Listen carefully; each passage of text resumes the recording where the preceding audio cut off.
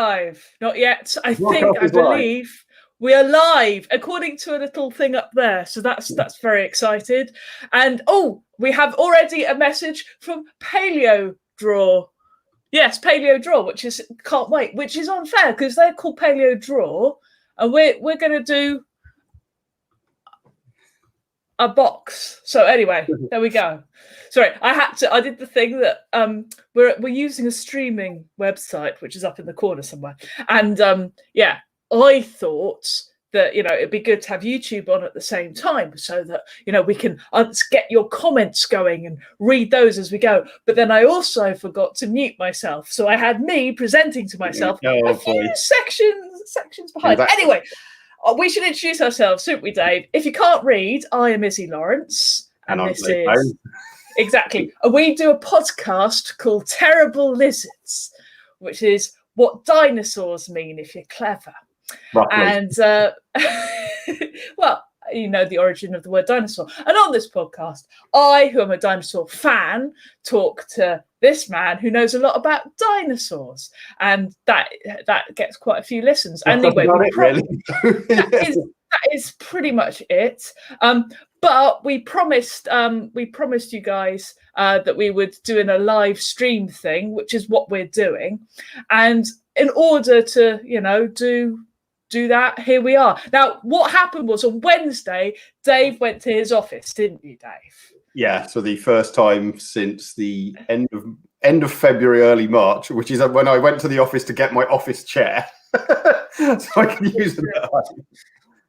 Office chairs are good, and in so doing, you also got stuff other than your chair. Because if you're showing your office chair now, this is a really bad book. Yeah, it's not very good. No, the last time I went to the office, I got the office chair. This time I went and got, among other things, 5 boxes of casts of dinosaurs, which isn't even everything that's in the office. Because, I've been doing outreachy stuff in schools and at other public events for years, and the university has somewhat foolishly and occasionally unknowingly given me money that I can spend on these things.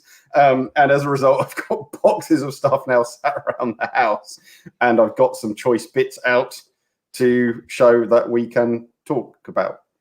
Yes. So in your office, I'm presuming you are. We should explain. You are like a paleontologist, zoologist person.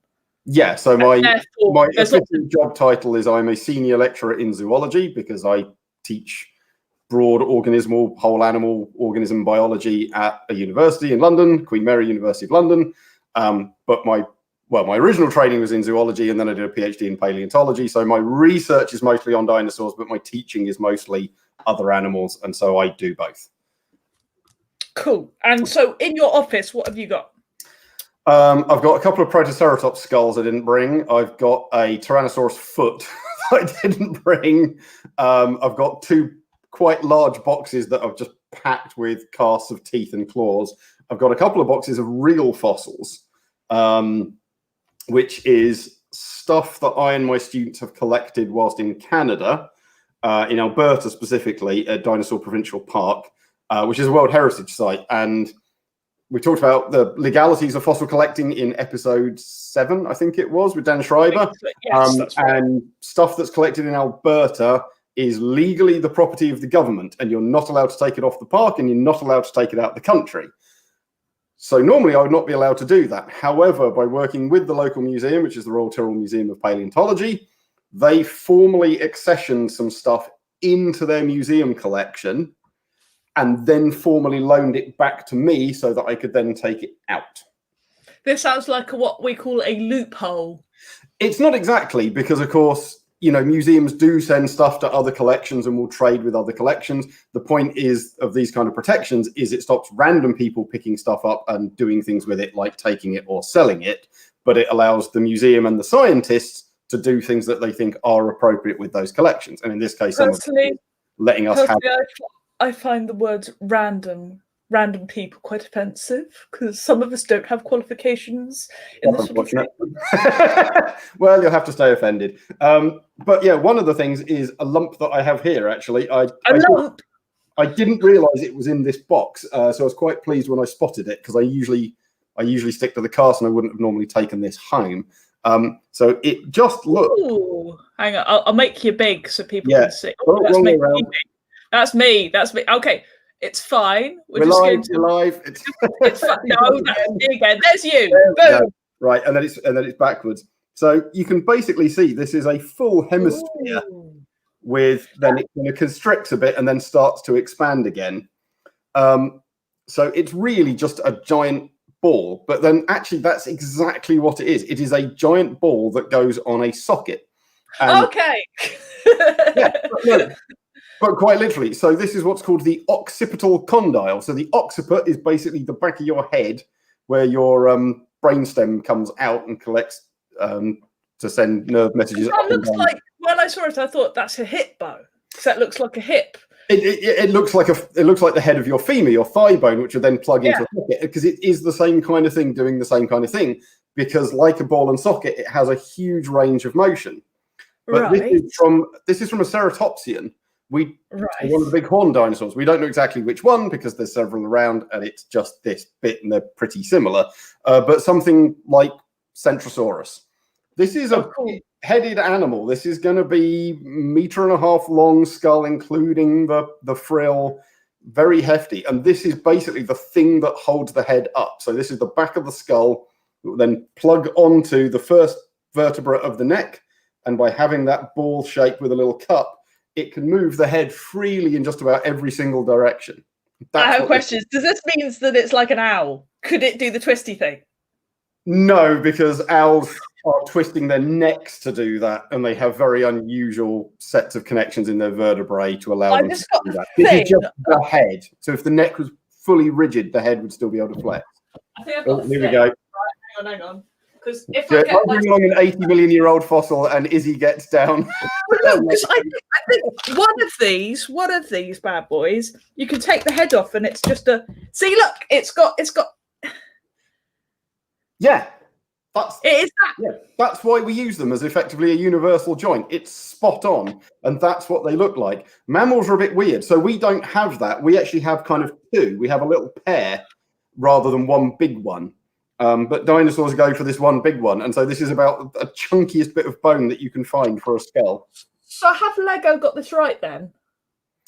Yes, but I suspect they've done it simply because it's a very good way of bolting a head on that allows it to move in multiple dimensions, rather than they're trying to do an exact anatomical copy of the joint.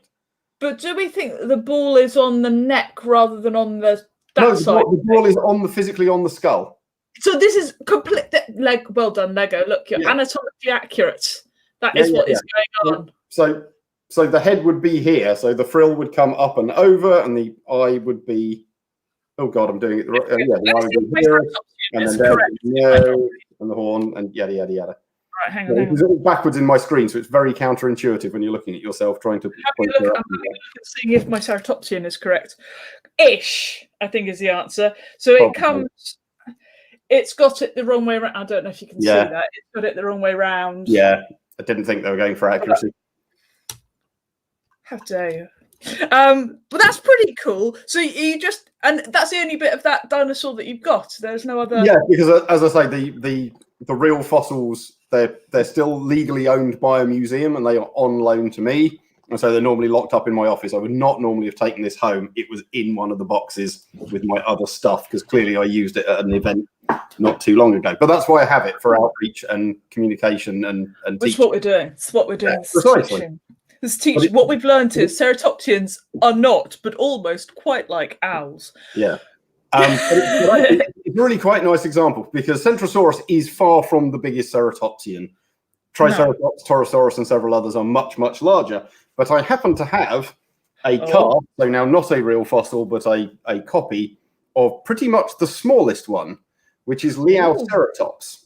So here is a whole skull, and it's about the same size as just the condyle of a not even particularly large Ceratopsian. So is that skull?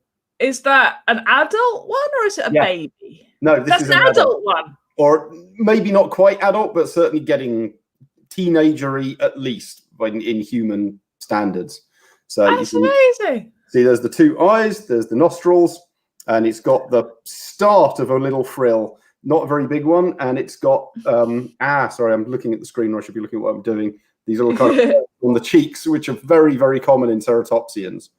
He's a bit squidged, obviously. You can see that particularly from the side, and it's kind of forced his jaws out, and the nose is and the nose is a bit bent, but the overall shape and structure is really quite clear. And this is a tiny, tiny early Ceratopsian. So this thing's about 140 million years old, something like that, from China. So I can't remember now if I think that puts it in the early Cretaceous, either late Jurassic or early Cretaceous. And probably late Jurassic, actually. This is what we have of it. Ceratopsians have this really weird thing where we have loads and loads and loads of heads, and we don't necessarily have that many bodies. Partly that's probably a collecting bias, because all the bodies look really similar, and so museums would much rather buy a head than anything else. And so certainly in the early days, at least, they'd collect the heads and potentially leave the rest. But also because the heads are often really quite strong and robust. Yeah, I was going to say they're very bony. Yeah, and they probably don't get eaten, which is a pretty big thing. There is often lots of muscle around jaws. There's some nice goo in brains and things, and carnivores will punch up skulls to get to them. But if you're a giant solid lump of spiky bone, they might be less interested. But it does go to show that things like velociraptors, which went after Protoceratops and things, they wouldn't have dared their mates to eat the eyes and try and, and do what we do when we're surrounded, like when you have like a fish with a head, and always it's go after the eyes and all the gross bits and make your friends eat that first. Yeah, I don't do that. I like that. Well, I don't have many friends, so maybe we can find out why. So that is okay. So that is that the smallest Ceratopsian then? That is tiddly. So there are smaller specimens because we have juveniles and even embryos of some other species, which means you're getting down even smaller and even smaller and even smaller. But in terms of adults, as I say, this is near adult or at adult. So this is, where is he? It's going to be an animal, maybe literally long total. This is too far off. a bit bigger, but but not much. Yeah. Right, and this is worth remembering. This whole dinosaurs are all big. Yes, there are loads and loads and loads of big dinosaurs, and for me with my limited budget, that's annoying because obviously I'd like some big bits, but A, they're expensive, and B, they're a pain to store, which means that I end up buying all the little ones. So I have this kind of disproportionate collection of very small things, which ignores the biggest, sexiest stuff, which are the things that people are most familiar with. So I either end up with babies or tiny juveniles, but I do have some stuff from big things. So here we go. I know what this is in the frame. I know what this is. This is Edward Scissor's dinosaur. Yes, this is Wolverine. This is Therizinosaurus. So we had that in episode 5 or 6. So the weird and wonderful dinosaurs. So this is one of the. It's a theropod, so it's in theory part of the carnivorous group. Except this specific animal was herbivorous, and big, tall, fat thing. So big, fat, round body. Hold it up again so people can see, because I didn't make you large when I did it. Look at the size of it. Yeah. Can you hold it to your chest? Because that's a good. The problem is when I'm there. You go. That's it flat. Look at that. Yeah, it's literally the width of my body and shoulders. And also Dave is a big human. We're both over 6 foot. So I'm not tiddly. Whoop, sorry, I've just made it big. But this is you can see quite easily the articular end. So this is where the knuckle of the finger would go. And then there's a nice little bulge here at the bottom, and there'd be tendons attaching to that with muscles. So when muscles pull on that, obviously they retract, which allow that to rotate, and then that would allow that finger to curl and that claw to move.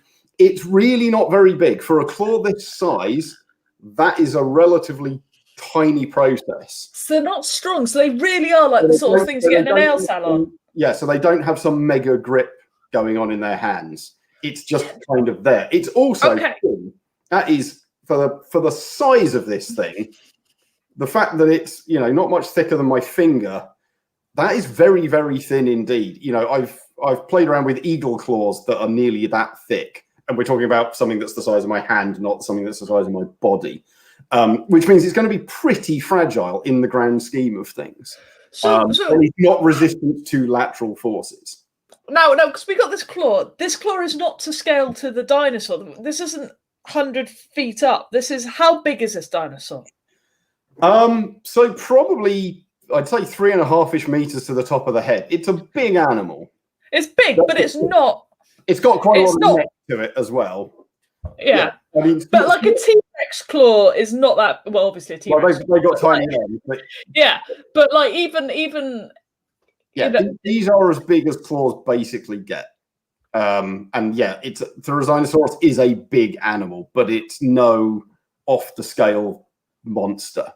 But why does it need them, Dave? It's a herbivore. We've talked about this, and the answer is we don't know. But you've had like that episode came out like 2 months ago on Terrible Lizards. Check out the podcast. Why not?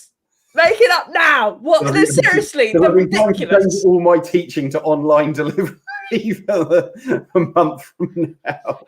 So I've been a bit busy over the summer. But and you're holding up your fingers. Yeah, they had 3 of them on each hand.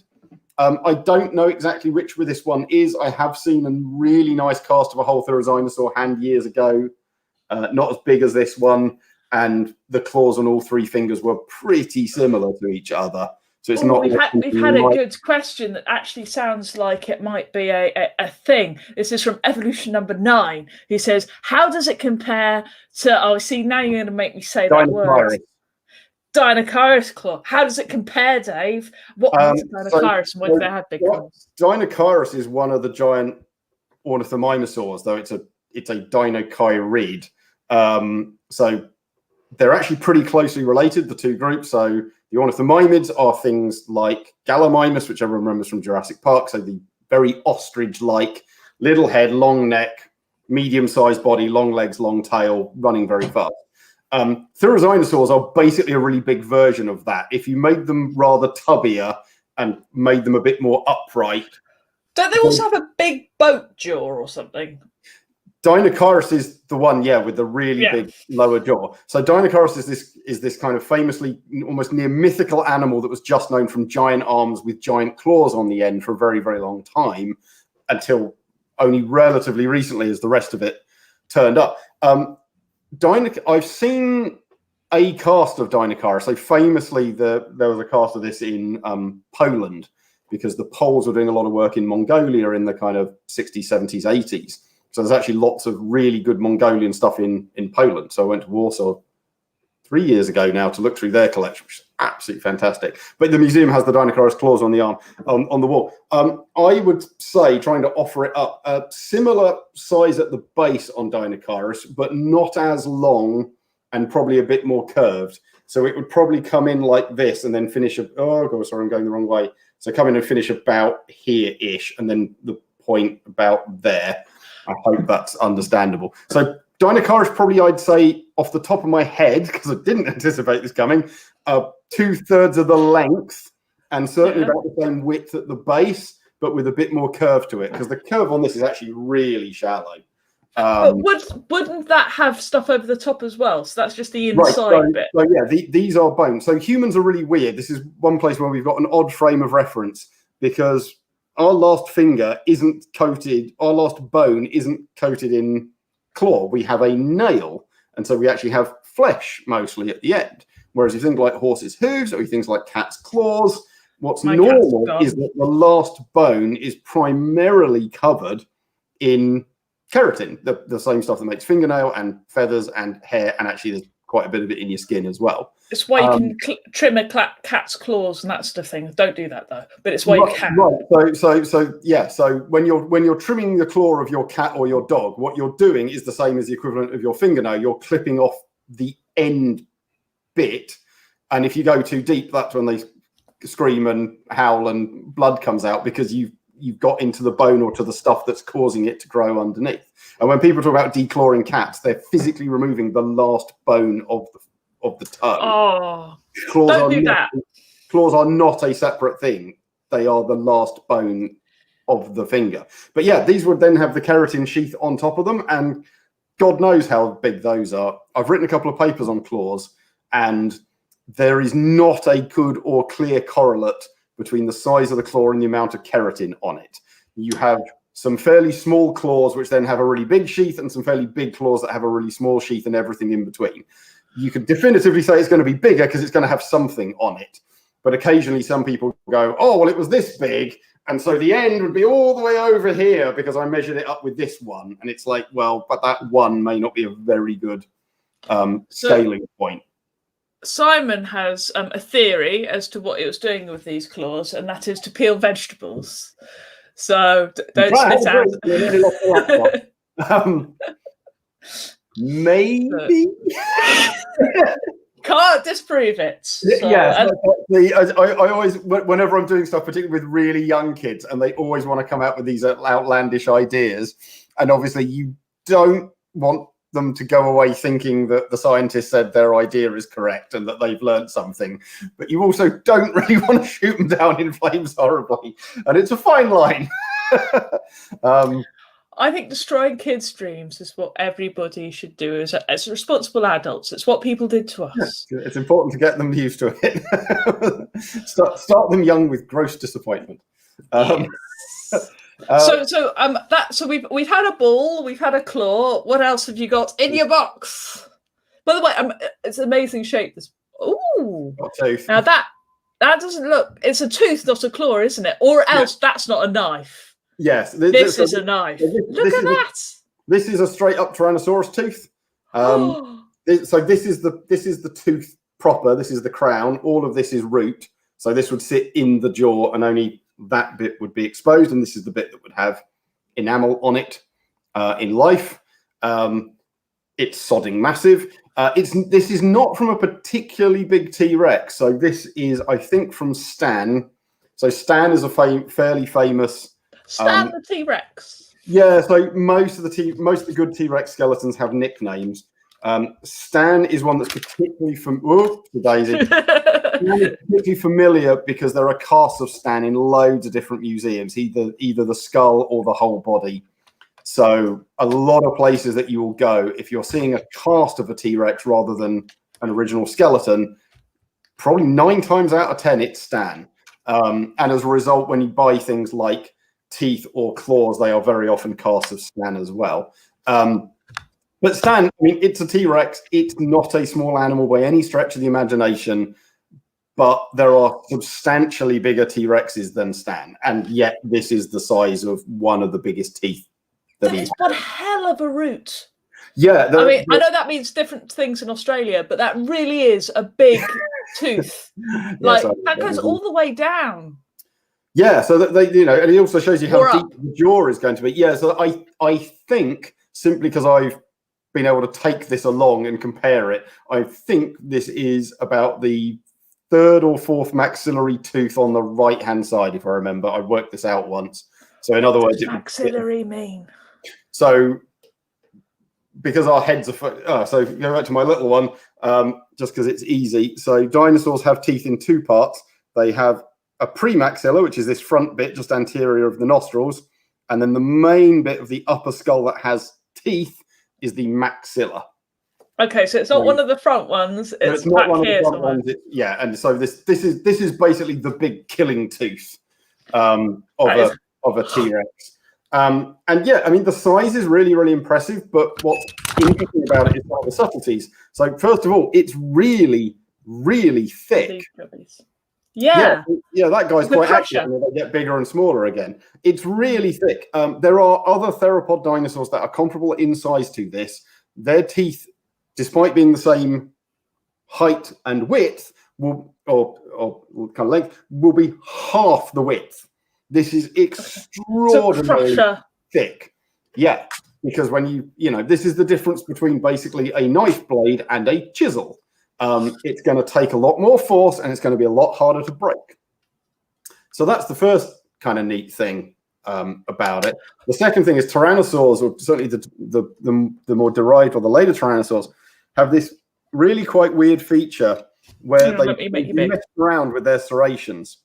So hopefully you can see, I think the light's catching it. So there's this row of serrations that runs down. I'm going to hold this right up to the camera, and I hope that you can just about keep like that. Yeah, you can see a little row of ridges. So that they, despite the fact that it's basically a chisel, it's got a row of serrations. And almost all carnivorous dinosaur teeth have this. In fact, it's the ancestral condition for dinosaurs as a whole. Most dinosaurs have some kind of serrations on their teeth because it just makes things better for cutting, which is why we have serrated steak knives and stuff like that.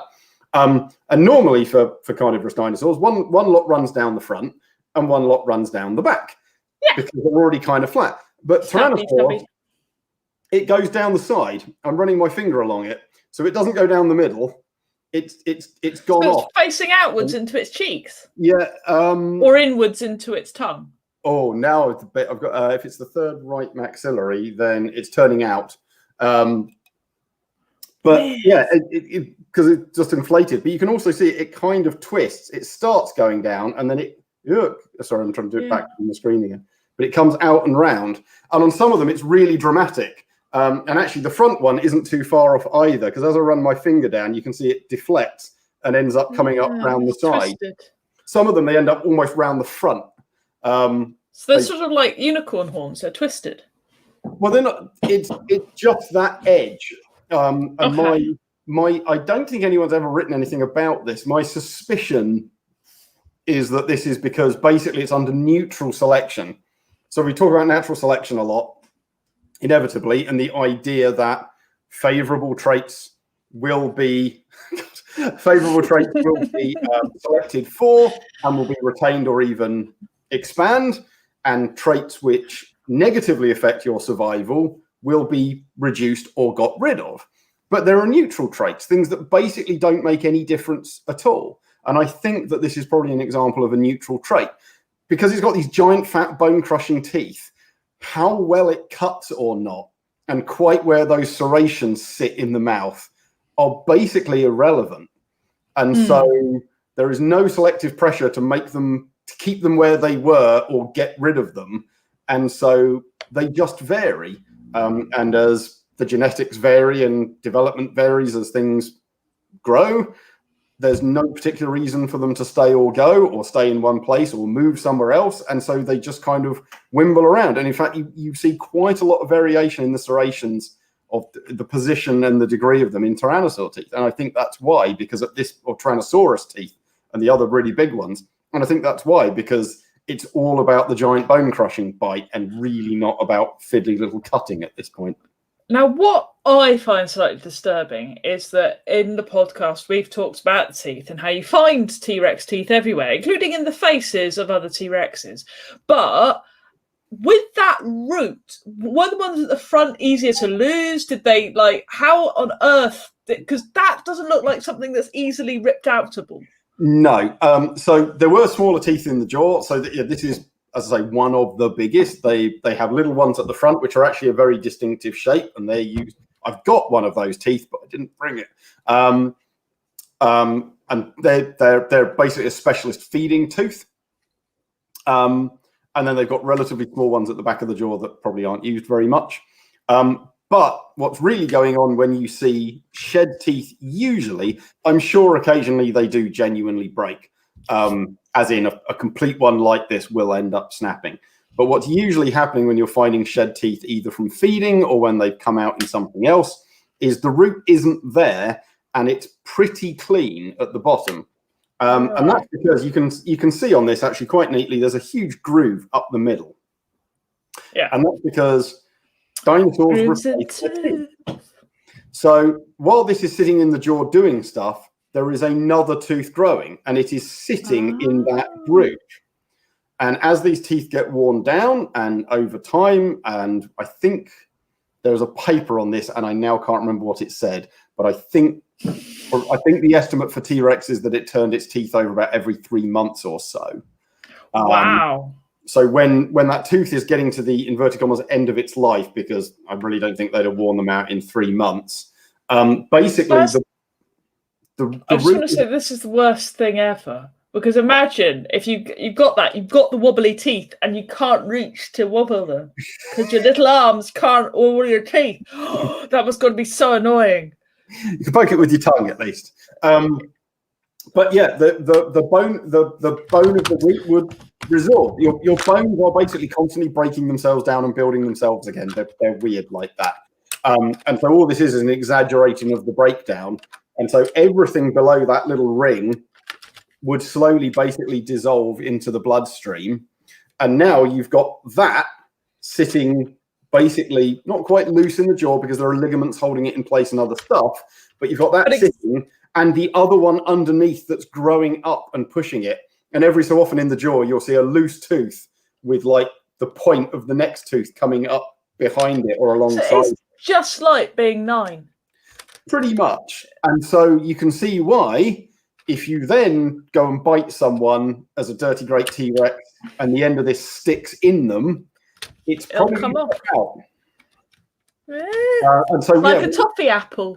Right. So T-Rex's toffee apples would solve all their problems. Yeah. So this is unusual. So when I've said before that you find loads and loads of Tyrannosaurus teeth in the field, you do. Partly because they're big and obvious. Partly because it has loads of them, because it sheds them all the time. There's even more of them in a life cycle. And partly because they're covered in enamel, and so they survive really well. But you usually find just the ends because these are shed teeth. This is very unusual because, of course, you don't usually shed a tooth from the jaw with the whole root. And the reason that was in the skull, presumably. Yeah. And so the reason for this is Stan, if you see, so Stan has caused problems for various people who've attempted to reconstruct them. And I've had this with programs I've been consulted on. So Stan, presumably wherever it was, the skull was basically rotting. And your teeth are mostly held in by ligaments. And if they start to break down, the teeth will come loose. And so if you see a cast of the skull of Stan, the obvious one I'm thinking of is anyone who's been to the Oxford Museum, or the Museum of Natural History in Oxford in the UK. There's a big skull of Stan and it's basically on the ground. So you can look at it really closely. And you'll see that the teeth look super long because they've started to drop out. And so you actually see this much of the tooth exposed, and then like another inch or even 2 inches of root is popping out. And various people, I had this for a documentary that I did, they reconstructed those as the correct teeth. And it's like, no, they're all like about 30% too long. And the reason that they don't line up when you try and close the mouth on your model is because you needed to shove them back into the jaw. And I assume what happened with this is they either very carefully cast it up into the inside of the tooth socket. I've just realized I've done a rude gesture. Or it was loose enough that they could pull it out, cast it, and then put it back. The end is notably very round and it kind of stops suddenly, and that's not a proper cast, which makes me think it was still stuck in there and they actually cast it up the sides very carefully. But either way, that's clever. It's a brilliant cast. And a really, really good example of a T-Rex tooth. There's silly discussions going on in the chat at the moment about whether they brush their teeth. Well, the watermelon one, so the creationists have suggested that tyrannosaurs before the fall ate coconuts, and that's why they had really big, strong teeth. Which, when you remember that my eyes, who have a skull about this big, are capable of breaking into coconuts, makes me think that this is probably a bit overkill. But eyes do it cleverly, and T-Rexes aren't that clever. They've got small banana-shaped brains, which we discussed in the podcast. 2 bananas. Oh, hang on. Have you got? Oh, I may have brought it. Give me 1 second. Okay. I will now entertain the big. If you don't know, we do a podcast together called Terrible Lizards, which you can find on your app. We have lots of exciting guests, including Chris Packham, and who is I was going to say, I've got to say this right. I think he's a naturalist. I think, not the other one. But yes, he's also an author and a photographer and presents things like Springwatch. He's on the first episode where we talk about T-Rex and their teeth. And have you got a banana? I haven't got the T-Rex brain. I do have a copy of a T-Rex brain, and it's not here. You're disappointing. I only brought 5 of the boxes. I'm going to knock everything off the shelf. And it turns out I haven't got it. Well, because unless it's in this box that my laptop's on, No, it isn't. I can see into that. No, that's got a Pinacosaurus skull and a footprint. Well, show us something else, and we will move on. And it'll be slick. We'll stay on T-Rex. So I've partly given it away already. So this is a T-Rex bone. It Right. makes a very nice pattern moustache. Hang on, let me make you big. There you go. So it's a really nice boomerang shape. It's quite flat. Do people want to quickly guess in the chat? Little flattened bits. And I say guess because I know some people watching this will almost certainly know, so don't give it away if you know. No, you do give it away. Let us know that you're clever. Go on. It'll be a little while before we're running a little bit, like 30 seconds or so behind. So I think, I mean, if you keep holding it up, that's cool. I think, it could be a dried out banana. It could be their brain, maybe. Nobody's having a guess so far. Ooh, somebody has. We've got a guess. Hang on. It's not come up on. It's come up on YouTube, but it hasn't. Here it is. There we go. Yeah, that's not a guess. That's the answer. There you go. Boom. But other people who don't know what one of those is, can you guess? I'll give you a clue. There you go. That was your clue. If you don't know what a furcula is, which a lot of people. Sorry. Furcula, not a furcula. It looks like furcula. I thought I'm big posh with it. Furcula. I have furculas and you have furculas. Furcula. Furculae, of course, because it's whichever the other one isn't. But that's a T. So yes, evolution number 9 is spot on. This is a Tyrannosaurus furcula. And if you don't know what a furcula is, that is a fused pair of clavicles. So these bones here and in birds and their ancestors and relatives, we call a fused pair of clavicles a furcula, or better known to most people, a wishbone. Wishbone! T-Rex wishbone. So they have one, and it's basically the same size as my clavicles. And a T-Rex arm is basically the same size as my arm, because famously they have little arms. So this is an animal getting in at, I don't know the exact individual this came from, but you're looking at an animal somewhere in the region of 5 to 7 tons. And yeah, it's basically got roughly the same arm musculature as a human does, with arms about the same size. And it also shows you how close together they are. So the furcula sits between a pair of bones called the coracoids, which the shoulder blades are then attached to, and the arm will articulate in the space between the coracoids and the scapula. So you'd have a coracoid down here and the scapula up here, and then the humerus, your upper arm bone, coming out of the side. Now, we're not quite built like that, so the arms would be a bit further apart than they are on me. But if you look at the old school T-Rexes, if you look at, Ray Harryhausen films and stuff like this, and old art and old drawings, T-Rex's arms are often shown being like right up the sides. Yeah, even more than that. I mean, they're not too bad at all, actually, but you often saw them much further up. And that's because we didn't actually know quite where the shoulder blades went, because we didn't have a furcula for a T-Rex for a very long time, and we didn't even know if they had them. Once you have them, you can see the articulation points for the rest of the shoulder girdle, which is what all this stuff is collectively called, and then the humerus has to go into that socket, and they have to connect to the furcula. And so we now know that, T-Rex arms are right down under the body.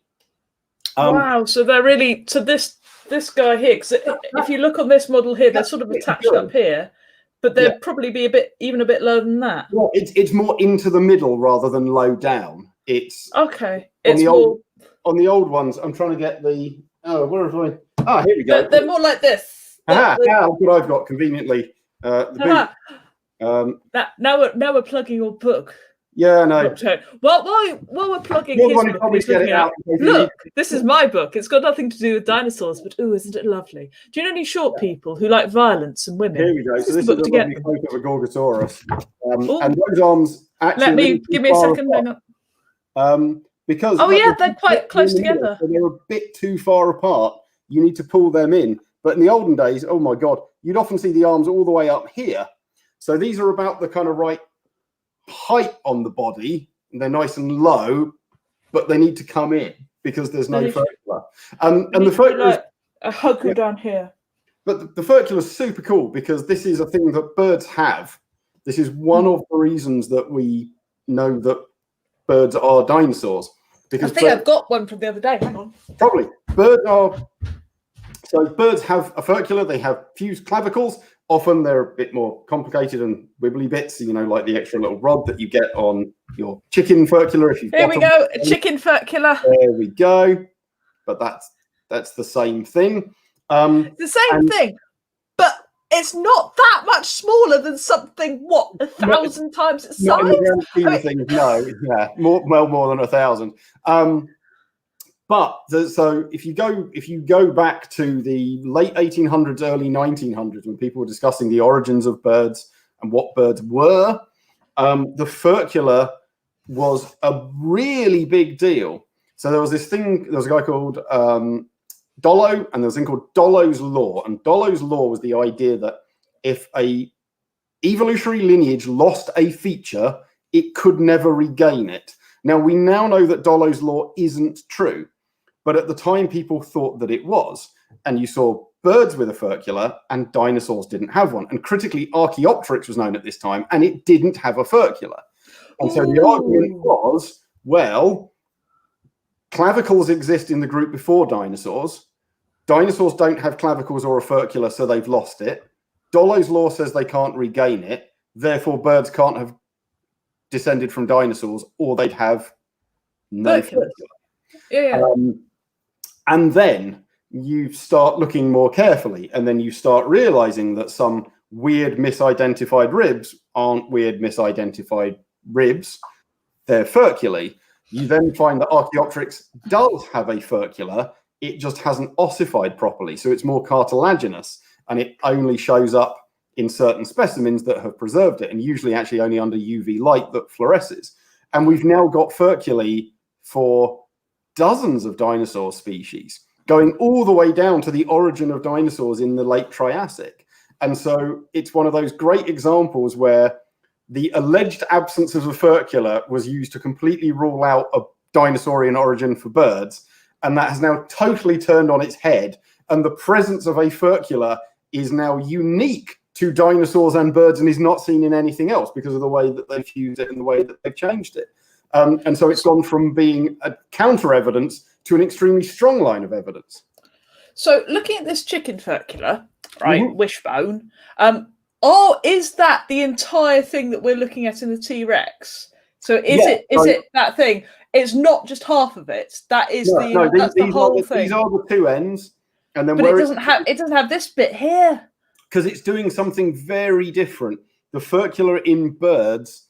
It's because yours is really springy, because whenever you snap them, they're super springy. Yeah.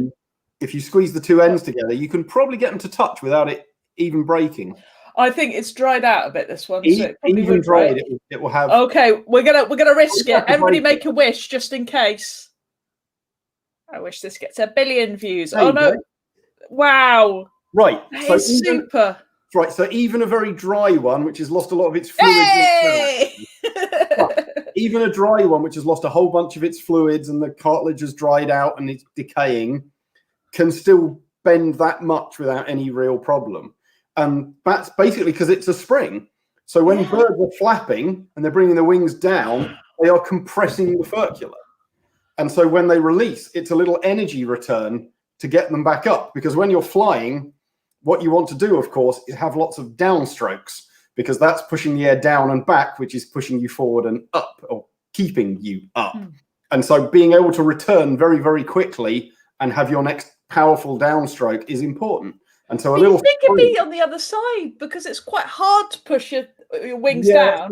So quite easy to do that. Yeah, birds have. This is what happens when you compromise and evolution gets involved in changing things.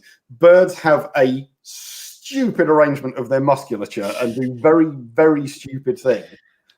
So all their upstroke muscles. So in other words, the ones that take your arms from you flapped down and then you've got to pull them back up. So for us, that's like loads of shoulder muscles. You're doing it's like scapulars at the back, right? And if you look, like when you're doing a bent over rows in the gym. If you look at bats and if you look at pterosaurs, they have loads and loads of muscle development there for that exact reason. If you look at birds, and the next time you dissect a chicken, you can actually play this game. So when you get your chicken and you taking the breast off it, you get 2 layers.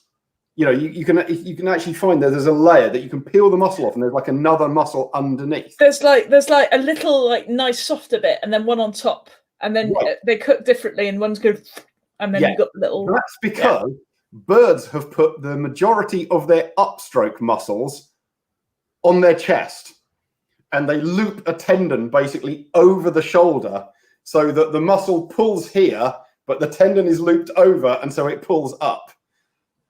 And that's why birds have this massive sternum. So when you get the breastbone out and it's got this huge plate sticking off the front, the reason for that is because it's got all its downstroke muscles and all its upstroke muscles on top of each other.